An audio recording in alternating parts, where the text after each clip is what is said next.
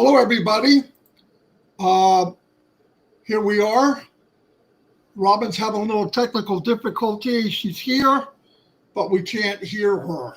Robin, can you say something now? Darn it.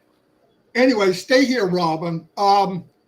She'll come back with us. I'll do one of these with just me and Robin and practice until we figure out what's going on. In the meantime, we're gonna get going. The topic for today was power of uplifting others. And this isn't just something to read about. This isn't something, for me anyway, that I heard about. Of course I heard about it, but I did it. I lived this in my life, and I saw the impact. And I know Robin has a lot to add with her being on the cruise liners. And when you talk to people, if you uplift them, what amazing things can happen. Anyway, when you uplift people or even a community, it inspires confidence. I'm going to give you a prime example. Our company, Mr. Mufara, he has inspired others to be their full potential. And we know without a doubt that it worked, because you can go from over 6 years ago when I came to, I would say 2020 was the big explosion of people coming to join us. And we were joined by the heart, right? I mean, what drew us together was we all felt about the same way about uplifting humanity. But when you shine light on other people and sometimes I believe you see qualities in people that maybe they don't see. And for whatever reason, maybe life in general.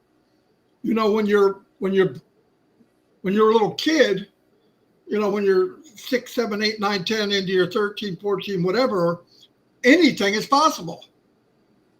Right? You remember, I'm going to be a fireman. I'm going to go to the moon. I'm going to fly jets. There was no limit. And I always compare this to a big acres and acres and acres in your mind of freedom, of anything's possible. And as life goes on, that acreage gets smaller and smaller and smaller and smaller. If you don't watch it, it will actually lock you into, you're lucky if you have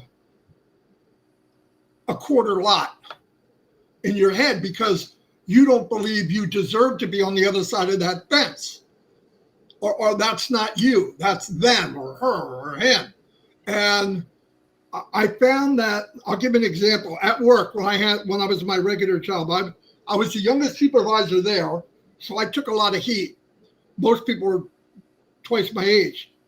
And the workers were in a union, so they buck and broncoed every time you get them to do something. So you have to use a lot of different techniques in your head, because you want to get the job done. If you don't get the job done, you're not in a union, right? They'll get rid of you. So I remember a gentleman was, he was a loudmouth, shop steward, but he was a sharp guy. And people did listen to him. So I thought, you know, if I can get with him, I conquered a lot of stuff, right? I helped many things happen at one time. So I went to him and I said, you know, you got a lot of qualities about you that I don't think you know. People listen to you and they'll do that. And I don't think it always has to be negative. I mean, you know as well as I do, we work here. We got to do the best we can. I'm not one of these supervisors like a boss or a bully. I would like to persuade you to be with me as we go through these 8 hours. And I'd like to make you a lead man. He almost pooped himself. Nobody's ever said it. Nobody ever asked him. He wound up being one of the best lead people I ever had, because he felt value, and he felt that because I uplifted him, and all I really did is point at him. He already had it in him, but he was too busy playing games. And these games go on and on and on for years. Next thing you know, it's cool when you're in your 20s. It's not so cool in your 30s. In your 50s, you're an idiot. And in your 60s, nobody's listening to you, and you're like, oh, that's that loudmouth punk. I've seen it, so I know.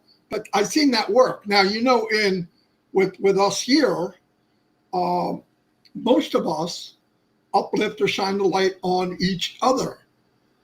And it's the coolest thing I ever saw. I've seen people grow from can't talk, won't put their name in, to being more of who they are. The company didn't make you. I didn't make you. Other people didn't make you. But if you just feel confident, sometimes people had to point out to me when I was young, Marty, you're pretty good at blank, blank, blank. I never thought nothing of it. But once I was inspired, the confidence grew. You start to feel purpose, fulfillment. It also heals people to make them think that they deserve to be here and they should be here. I'm going to give you a story that I've gave everybody, but I don't think I ever did it live. I was about 25 years old, and my uncle and my aunt owned a farm in Illinois, 400 or 500 acres, and they raised pigs. Pigs are supposedly pretty smart. Well, on a pig farm that they had, they would have them at maybe 1 acre, and the pigs just beat it to death, and they'd move them because they're rooting and whatever. But what kept them in there was two thin electric fences, wires. I don't think they were a foot off the ground, because a pig don't do a whole lot of hopping, okay? And they can't bend their legs. The front leg is just a pogo stick. So you put that thing up, and they're pretty smart. One might touch it, but they got some kind of communication saying, yo, Porky, don't touch that wire. Well, one day my uncle came in and he said, hey, I want you to come with me and some of the cowboys. They're going to make fun of me now. I'm a city boy. And we're going to take down that fence, one part of it, and it's going to walk them right into the new area. It's greener. They have it all set up. It should last a couple months. At that point, they'll fix this part. Piece of cake. What do we do? Well, we're all going to make a line behind them and just walk slowly to get them to go to the next field. I'm thinking, how hard is that? I mean, there's green grass there. They're going to have a blast. They got foods already sitting there. Come on. They're going to run there. Not what I thought. So as we're walking them to where the fence was, they put on air brakes like, eh. I mean, what are they doing? They think the fence is there. Yeah, but it's not. That's not good enough. One of them has to put that nose past that imaginary where that fence used to be. And once he goes, hey, it's cool, they'll run into that field. You gotta be kidding. So we're going forward. And yes, true enough, they start spinning around and running between our legs and running the other way. Don't let them go through. Don't let them go through. 80-pound pig. You can't stop them. So we did it again. We did a little slower. And this one pig kind of stuck his head out and went, there's nothing here. And once he did it and ran, they all did. Because he believed that's where he belongs. Even when you're telling us, no, you can go. Same thing in our head. We live our whole life and we think, well, just go over there. I don't belong over there. Well, look what that guy's got. Well, he's got it because he's different. No, he's not. He got it because he knows that's an imaginary fence. You have control to take the fence down. And how that happens sometimes is uplifting others. I didn't really mean to make such a long story out of it, but that's what came to mind while I was talking. And I seen it firsthand. And if you're watching this and you're looking at us three, I wish Robin could talk because she'll blow you away. you would know what I mean. I mean, I'm 65 years old. I talk with people all over the world. I'm friends with people everywhere. This company has drained the ocean, knocked down walls. I can't think of a country that we don't know somebody in, which is powerful. And the part is, you never feel like you have to protect yourself. Everybody's looking out for each other. Anyway, that's my spiel, and I'm going to turn over to Mike Ellis. Yeah, no, thanks, Marty. You can hear me okay? Yep. Good, good. I thought about the topic that Marty brought up, uplifting people. And my first thought was, why do people listen to Marty and Dan and myself and Robin? And obviously, sitting here listening to Marty, I already know the answer to that. He's very, very good. But it just, I didn't quite understand why people listen to us until I started thinking of, and maybe you've thought about this, maybe you haven't, maybe you're not sure why you listen to us, maybe you wonder why you do listen to us. But when I think about what we do and how we do it, the reason most people listen to us is because we know what failure is. Okay? We and me personally, I have failed way, way more times than I've succeeded. And the reason I tell you this is because unless you know failure intimately, you're never going to know what success looks like. And because of all the failures that I've gone through, I know what success looks like. And I know failure very, very intimately. And because of that, I have a little insight, not only into failure, but how to succeed and what success looks like. And when I start to look at success and the elements involved in success, it doesn't have to be extremely complicated, but it can be extremely complicated. And when we start to think about success and lifting up other people, it's really, really hard to define exactly what success is. And I'll give you a quick example of myself. When I look at success and I look at what's coming and what we're going to be doing, and I look at it financially, what does success look like to me financially? And a lot of people are going to hear this and go, I don't think so. That can't be right. Success to me is about $2,000 a month. That's it. I don't need a lot. I don't want a lot. And $2,000 really takes care of all my bills. Plus, I can put money away for emergency.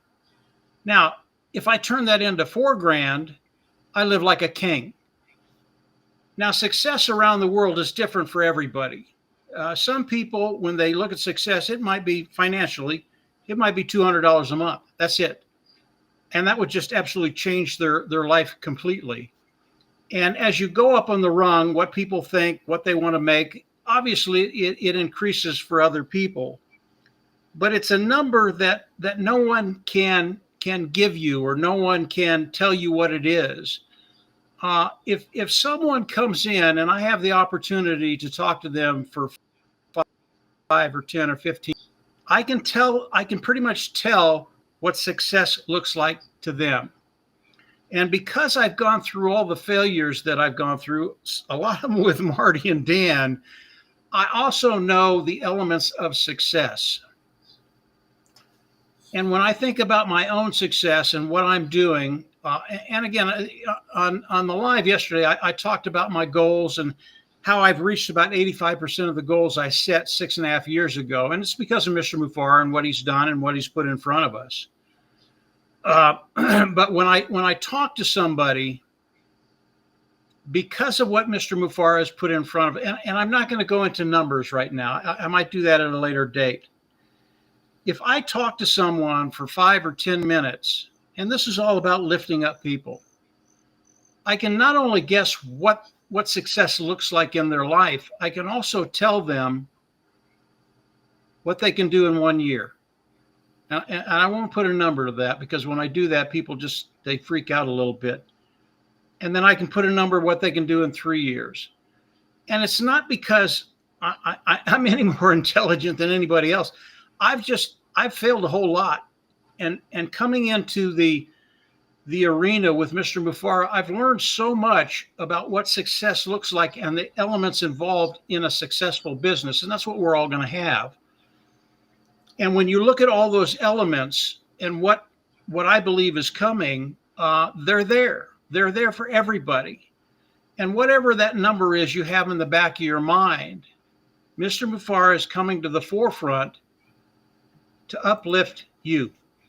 We talk about uplifting humanity.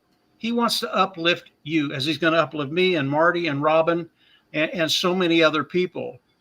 And I believe that's what he's putting together now. And when he does come out and we actually get to see what he has, it's going to be a fun time for everybody, because then I can come on, I can actually talk about numbers. I can actually talk about that first year. I can actually talk about 3 years. And it won't be speculation, because of the things we've learned Marty, Dan, and I over the last 15 years. And it does take that amount of time before Mr. Mufara to learn all those things. But you're in a really, really unique position.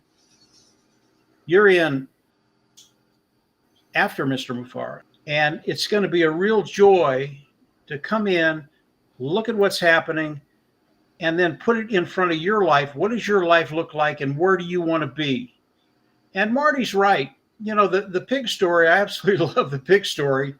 They didn't know they could go forward. They literally didn't know it. And there was nothing there. And what Mr. Mufara is putting in front of all of us, he's taking down the wall. You can move forward, and you can move forward in a very, very positive way to affect your life, to affect your family, your friends, community, all of those things. So when I look at success, our real success was failure, because it showed us what we didn't want to do. And if you fail enough times, you put together the elements to success. And obviously, Mr. Mufara is a very, very successful individual. If you look at the past history, he's just very, very successful. He knows the steps to success, and he wants you to have those. It really is that simple. And if you stay engaged, and I believe we don't have time left before he comes out and start talking about different things, I think you're going to find a way forward, and it's going to be an exciting time, because success will no longer be an illusion. It'll be something that is there. The fence has been taken down, the field has been leveled, and the grass on the other side, it is greener, a lot greener, as those pigs found out. So I think it's a good topic, Marty, uplifting people. And in the end, it's what I know, it's what you want to do. I know it's what Dan wants to do. I know it's what Robin wants to do, what I want to do.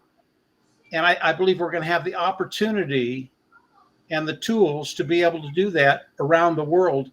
And that's even more exciting. With all the people that we've met around the world in just about every country, every continent in the world, except maybe the South Pole. I don't know if I know anybody in the South Pole, but everywhere else, they're there, they're listening. I think why you're listening is because we fail so many times. We kind of put the story together, and we know how to tell it now. So hopefully that's it. Maybe I'm wrong. Maybe you listen to this and go, I don't know why I'm listening to you and Marty and Robin.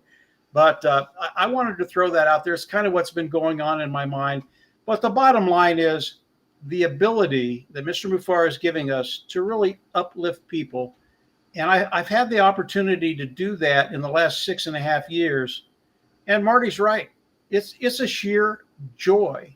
Not only does it change your life, but when people understand who they are, what they have, and the talents they have, the light just comes on. It's just absolutely brilliant. And that's a good place to be. Marty, I'll turn it back over to you. Fantastic. And I want to say something. A lot of times, I did it myself years ago, you focus only on the money. But I'm going to tell you something. In a business, if you focus on others, the money's automatic. If the money is there to be made and you focus on other and the tools are there that you need, focusing on others is an ingredient that if you add it all together, that's success, which in the long term can give you financial freedom. I believe that without a doubt. Now, you could do it two ways. One is grab as many people as you can and go through them like a rototiller, where people's just a number. But if you don't build relationships, it won't last. I've known guys that were making 80 grand a month, and 2 years later they were selling their home and downsizing to an apartment. They got divorced. It was bad because it was an up and down and up and down and up and down. And they were following someone that was smash and grab. Let me get this going for a year, 6 months, and some of these people make millions, and then I'll move on to something else and repackage it. I don't want to do that anymore. I don't want that part of, I just don't want to be part of all that. So people ask, I talked to a gentleman the other day that I knew right after I got online, real nice guy. I'm still here because of Mr. Mufara, and I believe with all my heart he cares. More for us than some of us even know. And when I asked him, Bob Takushi asked him, what about you, Ash? What's your goal in all this? Financially, all that. And he goes, I never put myself into the equation. You ever hear anybody say that? Think about what he said. Anyway, Robin sent me something because she can't speak out loud. From the moment we are born, we start to die. Our bodies were created in this way. It's at the bottom. It is up to us as to how we spend the time between these two bookends. She's right. Bookmarks that can and will make a difference in our lives. I believe that is make a difference, and that's without a doubt. And some of us, and it's never too late. I don't want to hear that. I don't care if you're 60, 70, 80, 90. If you're talking and you can move around and you get it, it's never too late. Never. But always work on yourself. And if there's something there that you have no control over, don't hold on to it and let it eat you up. I do it. I've had it happen. I just go, let it go. I have no control over it. Let it go. And move on to something I do have control over. And what's that? You don't have control over life, but you have control on how you respond to it. And that's what I've learned. Robin had a couple more things to say. Every person is your brother and sister. We need to treat them always in the way you would like to be treated. That's even written in the Bible. If we come from our heart with gratitude added to our actions, we are compounding the good we are doing while helping others. And let me tell you, it sounds a lot better coming from her voice than the Cookie Monster. Real men respect women. That's without a doubt. Real women respect men. Thank you, Robin, because I was about to, But I mean, I look at what my wife's done for me. I mean, it's amazing. She's the wind beneath these little bitty wings and hummingbird lungs. She said, even without a mic, I found a way to talk. Yeah, Robin, we'll get that fixed. We'll get that fixed. I want to Absolutely. I want to let you know we're off tomorrow. Tomorrow I'm having church at my home. And then we'll be back Monday. Monday morning, I've got my first doctor's appointment with my family doctor, He wants me to bring all the stuff that they did to me and all the chemicals they're giving me. So he's going to have a field day. He's a stickler, you know what I mean? He's every detail. So let's see what he says. And then I got to go to a cardiologist, and most of this is during the day. So, but this is turning out really well. Maybe not a lot of people during the live, but in 24 hours, 4,000 people watch it. I'm glad. And I hope we're giving you value. And we will get Robin back on here. In fact, I think Robin can come on the days Dan can't be here. And that would be fantastic. I just got to figure out a way to get her sound working. I want to play AI news for today. I believe this is it. It's today the 12th. Nope, today's the 13th. Hold on. Today's the 12th. Oh, yeah, the 12th. Thank God, Mike. I'm looking, I said, I don't have one for the 13th. You know why? It's not here yet. It's not here yet. AI headline news for July 12, 2025. US senators warn NVIDIA CEO. Bipartisan leaders caution Jensen Huang against engaging with Chinese firms that may violate export controls during his China visit. AI boosts global fund flows. Investors poured $10.2 billion into equity funds last week, led by AI-related stocks and tariff delays, Reuters. Google invests $75 billion in AI infra. Alphabet's APAC head confirms ongoing 2025 plan to massively expand data centers for AI growth. Microsoft saves $500 million with AI. AI systems shaved over $500 million in call center costs, part of wider effort including 6,000 layoffs and $80 billion data center spend, Reuters. Thanks for watching. Don't forget to subscribe, like, comment, ring the bell. And Mike, do you have anything else? I do. I Go do. for it. One item of it's really, really important. Marty's touched on it. And I think we talked about it the other day.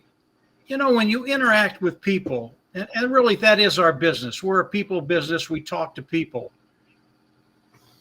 In the back of your mind and in your heart, always leave that individual you're talking with and make him feel like they are the hero. He or she, they are heroes.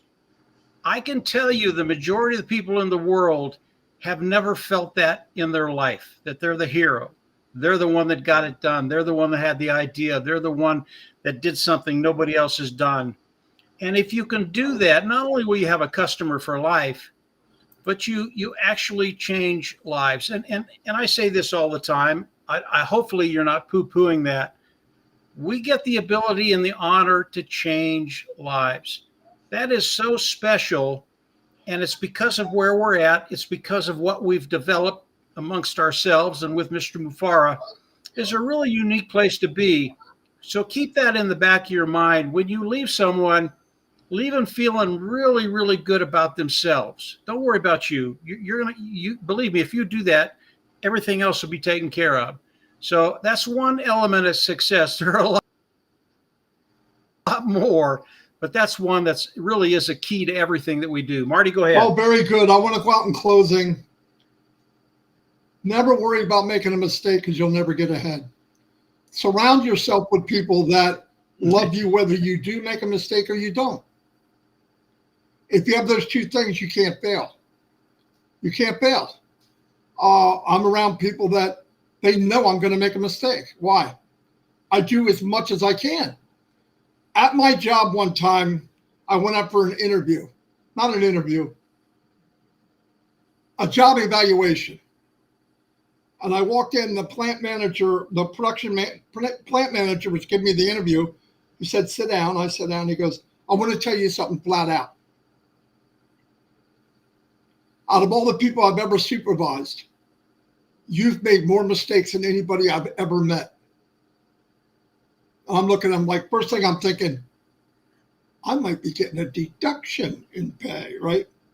Then he said, but I want to tell you something even more important. You've accomplished more than anyone has ever worked for me in my life. Because the failure didn't stop you. Even if you got in trouble, you just kept digging and digging and digging and digging. You never did it again.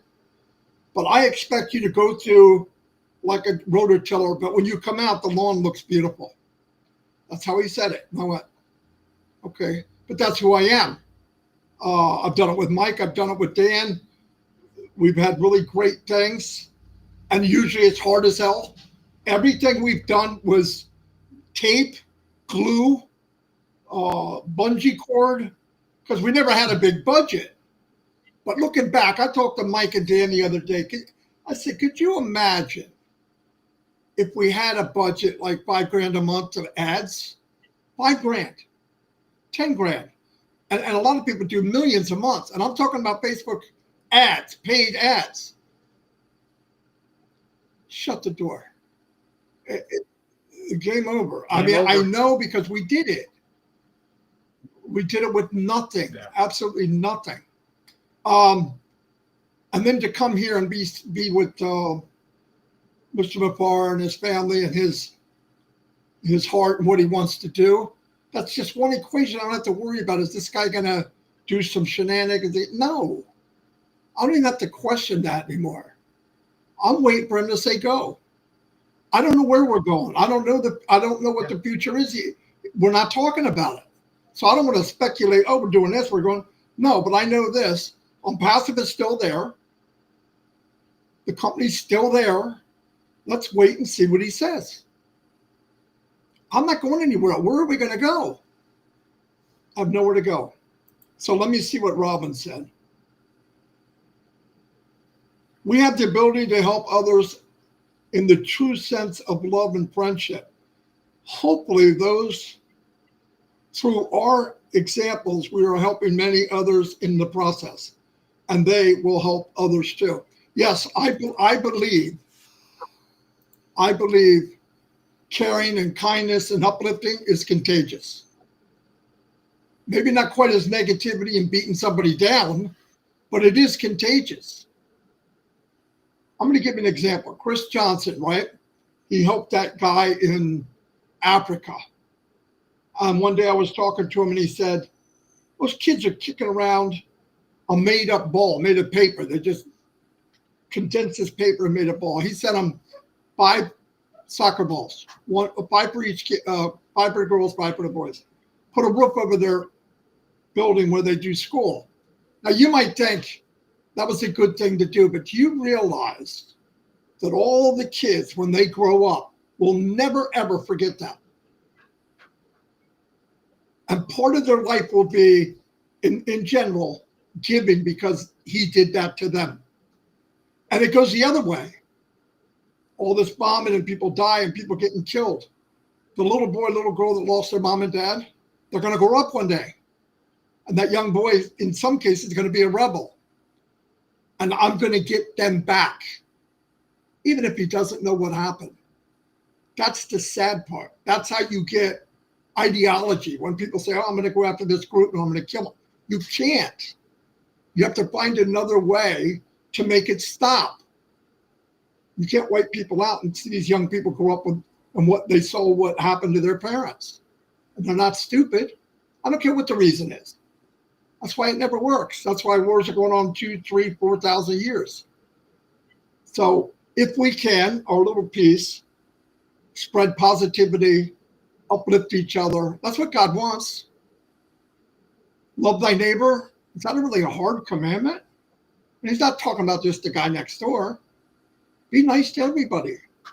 Doesn't cost anything. Give when you can. Give when you can't. It feels good.